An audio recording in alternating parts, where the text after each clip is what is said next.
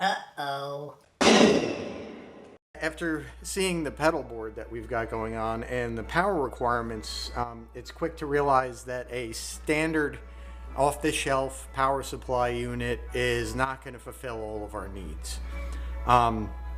We've kind of drawn up a little sheet of each of the pedals that are on this particular board and gone on the internet and found some basic current requirements for each of these units. So that we know exactly what we're dealing with and what kind of current we're going to need to supply for each output and what voltages, right? So in this one, what we're going to do is we're going to build a kind of auxiliary power supply unit that is multifunctional in its design, or its conceptual design, not necessarily this design, but as it applies to this pedal board, but in general, creating an economical alternative to buying multiple power supplies off the shelf, like stuff like the Pedal Power or the the One Spot Pro CE12, which I love. These are really great. But if you've got a bunch of pedal boards and you want to power them all as economically as possible, one of the solutions would be to create this auxiliary power supply that uses, let's say, the cheaper components, I shouldn't say cheaper, but the less expensive components, and then shares the more expensive component. Okay, so when we're talking about a power supply and building one ground up, that's AC powered going to DC outs, the most expensive parts are the transformer, really. That would be your biggest cost, right? You're going to want a very specific transformer that's going to convert, your 120 wall voltage down to, 18 volts or 20 volts or whatever you're looking for, to then, rectify and regulate down to the required voltages and amperage for the particular pedals you're using. So my idea was, I've got it over here. Let me grab it. Is to always use what I've got lying around already and figure out how to make things with it, which is kind of fun in itself. So I was getting into sort of winding pickups a little bit for fun for myself a while ago, and I got one of these Mojo Tone winders, and it came with this sort of power supply unit, right, that plugs directly into it. It's a 3-prong IEC cord going into the unit itself, and then you've got a 2.1 millimeter out. And what we end up with here is a 24 volt at 5 amps. All right, 5 amps. That's a lot, right? So that'll power most any pedal board, including ones that are full of power-hungry pedals like the Eventides, like the one I've got going on. So we're going to be essentially using this to power our outboard auxiliary supply, which will contain regulators, a rectifier for polarity protection, and some filter caps and other things, and obviously have outputs to go to our pedals. This is these kind of things you can buy pretty easily. If you were to go online and look for them, you can get a 5 amp 24 volt supply like this for $30. So compared to saying, spending $100 or $200 on a prepackaged commercially available unit, you would spend $30 on one of these that you can use with all your pedal boards and build yourself this box here for about 20 bucks. So that seems to me to be the smart way of doing things, is just, go for the 20. And I've already got that, so I'm good to go. All right, so how do we build this thing, right? I mean, what's needed to create this? Let's move this out of the way for a minute, and we can look at, put down my sheet of paper here so we can see what I'm doing, or what we're doing. So what's needed basically is an input. We're going to use a rectifier for polarity protection should we ever use another unit that, let's say, might have center negative versus center positive sort of differences. A rectifier will kind of figure that out for you. I don't know why they don't just put in bridge rectifiers in every pedal, so you don't have to worry about which polarity you got. It'll just work it out for itself, but that's for another day. So we're going to get one of these guys, right? We're going to get some reserve filter caps. right, for our first stage. We've got some of these guys, which are little positive linear voltage regulators, which are, cool little devices. Shouldn't be intimidated by any of this stuff. It's really easy to work with all of these components. They're really designed for less engineering and more soldering, right? We don't have to worry about all the little problems are taken care of with us there. So we got some of that stuff, our rectifiers. We have some smaller filter capacitors here. 3 types. We've got a tantalum 1 microfarad, or 0.1 rather microfarads, or 1 microfarad rather. We've got some, what are these, 100 microfarad at 50 volt, and some 10 microfarad at 50 volts. And these will be attached to the voltage regulator. Based upon our pedal board, we obviously went through everything that we've got on the board. We have the Moto Teddy Tour model, the Rocktron compressor, the MXR gate. Let me move this better into the screen here so you can see it. The Rocktron compressor, the MXR gate, the Boss OD1, or it could also be just like an FET boost. We'll figure out what to put in there. The Omni IR, the hot one, the Hush 2X, the interface box, which is our switch that we had another video on how to build, the Art Mini Mix, right? The Lexicon LXP1. The big unit actually uses 9 volt AC, so we're going to discount that from our pedal supply unit. The Lexicon defeat switch for turning that on and off. It's just we're going to build that too. We'll show you how to do that. That's just using a 9 volt. And then the Eventide delays, 2 Eventide delays, an Eventide pitch, and Eventide space. The Eventides use 500 milliamps on start, right? Because you get what's called like a start surge, a cap surge. When you're trying to charge the unit up, fill up all the electrolytics inside the unit, it has an inrush of current in the very beginning. It probably levels out somewhere, 250, 300 milliamp when it's been on for a second or so. But on that inrush, you're looking at 500. So you might say that we could use, being that these are 1 amp 9 volt regulators, that we could use 1 for 2, as in one of these units will power 2 Eventides. But I'm a fan of overbuilding stuff, right? And these are cheap. And, stressing them too much, getting them too hot, isn't a great idea. So what I'm going to plan on doing is using 1 voltage regulator for each Eventide. So we're going to need 4 of those, right? So let's go ahead and write that down. So we'll need 4 9 volt DC, and this is going to be reverse polarity, just so we remember that, because the Eventides are reverse polarity, right? Tip, what are they? Tip negative, center, yeah, they're center positive, right? Okay, so we got those 4 out of the way. So let's check those off. Going down 9 volts, we've got the defeat switch, which is just running it. The only current that it's using is to light up the switch itself, a diode. So, we're talking a milliamp. That's DM, don't matter, right? So we got that taken care of. Let's build, so we're going to use 4 of those. Let me just stop for a second and put down 4 of these, right? Good. So 4 of those guys for our lexicons. And then we're going to get a 5th one, right? Right here, 5th one, which is 1 amp. So we can take care of the lexicon defeat switch. The Art Mini Mix is actually 12 volts, so no. The interface box, that's 3 LEDs. Doesn't really matter, not concerned about it, a couple of milliamps. The Hush 2X is 10 milliamps, and I got these at Stinkfoot, which is sort of a good place to find out what the current draw is of all your units, if you don't happen to have a particular measuring device. So this is good. So we got 10 milliamps. So let's say we're up to 13 milliamps. The hot one's a bit of a pig at 200. So let's say we got 215, whatever, we'll round it up.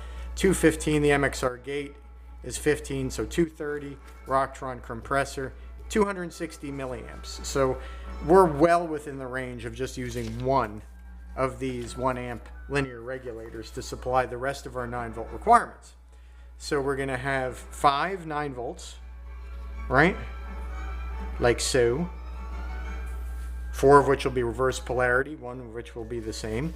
And it's just a matter of switching the leads when you're doing the reverse polarity. You don't need to do it like you would, let's say, I don't know, in a fuzz face where you got to ground, positive and create an actual negative voltage. So that may be something for another day. But anyway, all right, so the next requirement we would need is our 12 volt, right? So we have a 12 volt regulator over here. I've marked with a little dot on it so I can remember what it is. So the 12 volt regulator will be there too. So we got all of these guys, right? So that's the requirements for those.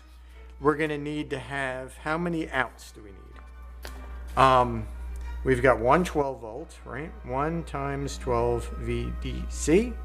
And then for the 9s, we have 1, 2. Oh wait, we've got the Boss OD1. The Boss OD1 also runs on 12, being that it uses this, it's an old one.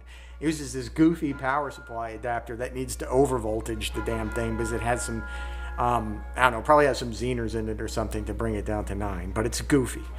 So we're going to use 2 on the 12 volt, right? So 2 jacks.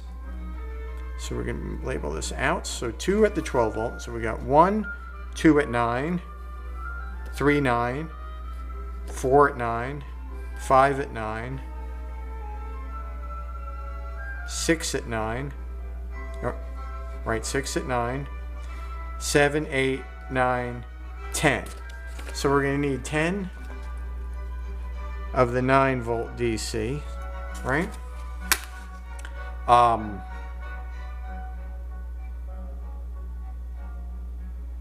Yeah. So that takes care of everything right there. All right, so we're going to need basically 12 jacks, and we've got this box here that we're going to use, which is kind of cool. I think I got this from Small Bear. I like getting stuff from Small Bear when I can. It's a flat black box, kind of cool. It's got an attractive finish to it. It'll match up the pedal board nicely. I've gone ahead already and taped it off so I can draw on it and mark where I want things.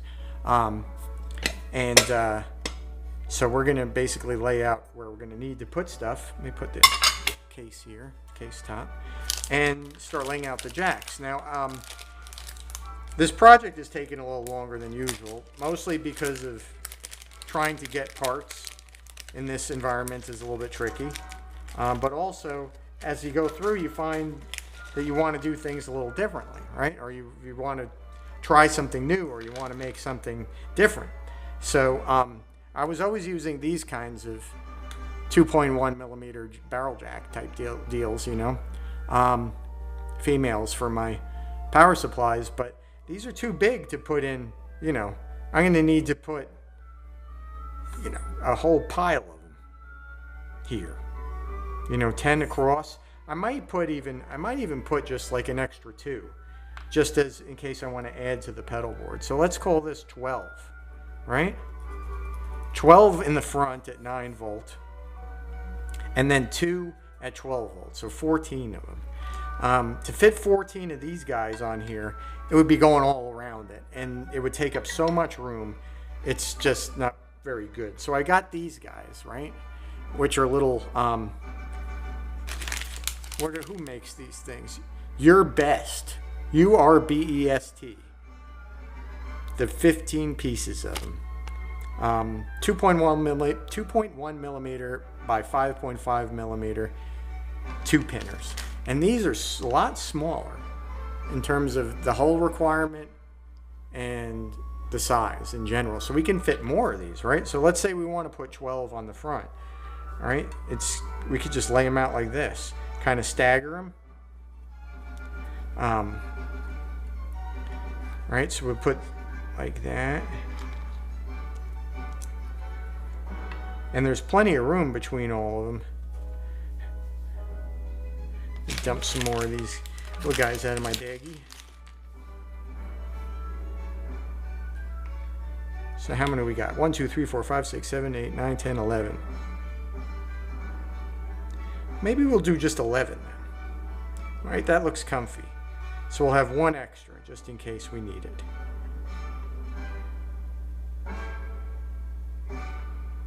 Bump.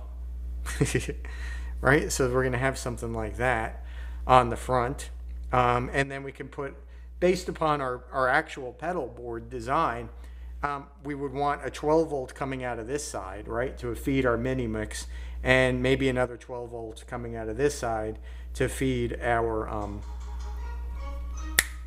whatchamacallit, our boss pedal, our OD1, which should sound pretty cool.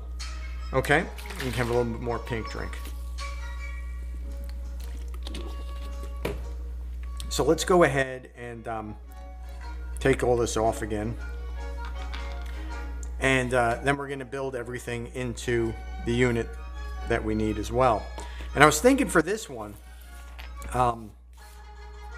because it's such a nice finish here, well, I'll show you what my idea is, right? I got this stuff, right? It's from back in the Blockhead days. This is actually, I don't know where you're going to get it right now. Maybe Radio Spares still has it, but I got this stuff from Radio Spares in the UK, right? Back in 20 years ago. And I've been, holding on to it for making kind of point-to-point amps. Like you'd find these in like AC-15s maybe, or something really cool like that. So they come in a very long strip. Just get this out of the way, all right? And there's basically, you can look at them, they're kind of like groups of threes, all right? With a center, if you look at it in the right way, with a center ground. So I'm like, this is perfect. I can attach all the little voltage regulators in there with center ground, and I can put all the capacitors on the top that we need, and then the wire outputs to go to the jacks, and it'll hold everything that I love using these little guys, right? They allow you to be kind of creative in your design, that you're not making, you don't have to make a printed circuit card every time that you want to make something, which can either be a long process of waiting for somebody to make you your card at a factory, or a lot of a pain in the butt mixing chemicals and drawing it on a piece of, whatever, 2-ounce copper circuit card blank. And I still think that, this will be better because we can get more current going through these guys. I won't want to be putting 5 amps of current through a tiny little traced. So that doesn't make a lot of sense to me. So anyway, I trimmed it down to where we have 1, 2, 3, 4, 5, which is what exactly we need. And one 9 volt, look at me, I'm an idiot, 9 volt DC normal, right? So we need 5 of the rectifiers, or excuse me, voltage regulators there. So we would kind of mount them like this. Perfect. And if you've noticed, I've got these little aluminum standoffs mounted on the through holes, right? And as it turns out, this is, I guess, the miracle of people that work at places that actually like to have things called standards. So distances between things, heights of things, this seems to work out pretty nice. Like if you've got this particular unit, right, and you put your regulator into your slots here, that standoff is just about where you need it to mount into the chassis, right?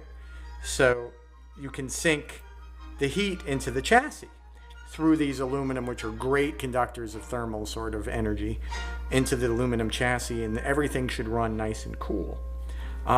So you'd kind of have like this guy going across, and it fits perfectly. Like, look at that. Is that ridiculous? It's like it was made for this. And then you put the little voltage regulator in there, and there you go. So you would put also, you got your voltage, or rather your rectifier in there, right? And then you're going to have your capacitors, your big capacitors, and I'm going to use sort of the same little mini strips that I get from CE distribution for these guys. I like using them for the capacitors to sort of mount in there, right? Sort of being a pain in the butt. Okay, so we would kind of squeeze all this stuff in here, right? I'm gonna sort of dry fit everything, which is a good idea to see if it'll all fit. And just putting these through. Don't worry about the way I have them oriented. That they're not the way they should be polarity-wise or mixed up. I'm just looking for space, right? And that one's backwards. Duh. Sorry. See, this is called on-the-fly engineering. This is what I like to do. I like to just start making stuff and figure it out as I go along. It's more challenging than actually doing it correctly. And sitting there with a computer figuring out where everything goes perfectly. All right, so we would have that. We got this guy here, right? We're going to use, since we need a 12 volt out, we're going to put that on a little 3-banger, let's say on the side here. All right, so you would have that. Well, we got to test fit. Let's say this little guy will move over here, because that'll determine how much space we got. All right, and then we need to put this in as close as we can to that without touching. It's like a game of operation here. We don't want to go bizzed and get ourselves bizzed like in the commercial. Okay, so that would go there. All right, looks like we could probably move that up a little bit, like so. We could have our jack here for the input, and then we could put our 12 jacks, or 10, however many that was, 11 of them here, right? Plenty of room. Could actually move this maybe a little bit closer, like so, and have our 12 in there, and we would have another jack on the side here. All right, move that up, and then we've got these guys, I'm just gonna get this close to where we would be. We can have like this guy over here, and we could have this guy like over here, right? So this would be a 12 volt out for the Boss pedal. This one would be for the mini mix. These would be all your Eventide and normal pedals. That would be your input, your rectifier, and your reserve capacitors. And then we can mount all our other little mini capacitors on these little tags. So that's a lot of holes, right? That's what I'm thinking about, right? It's 1, 2, 3, 4, 5, 6, 7, 8, 9, 10, 11, 12, 13, 14, 15, like 15 holes into the box top. And it, maybe that's not the neatest look for this thing. Maybe if it were left looking really pristine and we mounted everything on the bottom cover, and then all the holes would be underneath where you don't see it, and the top, when you have it on, would just have the jacks showing. And then maybe we could make a little logo on the box too, or something like that. So it looks neater, right? It doesn't look like you got all these screws all over the place. Being that I don't have any black black oxide recessed sheet metal screws, right? I've only got the sort of steel or zinc, which will clash with the black chassis. I could spray it afterwards, but you know what? I think it's going to be a bit of a pain in the ass to kind of work in there too and measure things. I'm thinking maybe to do it on the back plate, and so we would have the back plate here, and we would put our rectifier, right? Put this guy here, right? Peel this off, put it in, right? And then we could just wire everything here, and we can kind of get our hands around stuff and not be in there, kind of fidgety with the soldering iron. And then we could mount our jacks. Dump all this crap out. Mount all our jacks here, place it here, bring our wires out, and flip it over, seal it off, and we have a nice clean looking box. So I think that's what I want to do. And if it doesn't work out too great, I don't see why it wouldn't. We'll try again, but I think this is going to work out nice. All right, so let's see if there's anything else we need to cover in this video, because we're at about a half an hour already. And I'm trying to make these sort of not too long where you're not, long enough where you're eating a sandwich, right? And just vegging out. More than a half an hour, you're starting to slack. So, yeah, so let's end that here. And then I will present the next video, which will be laying it all out and building it, right? Building it out. So, again, thanks for watching. And this will be going pretty quick. So, look forward to the next video. So take care, and I'll see you later.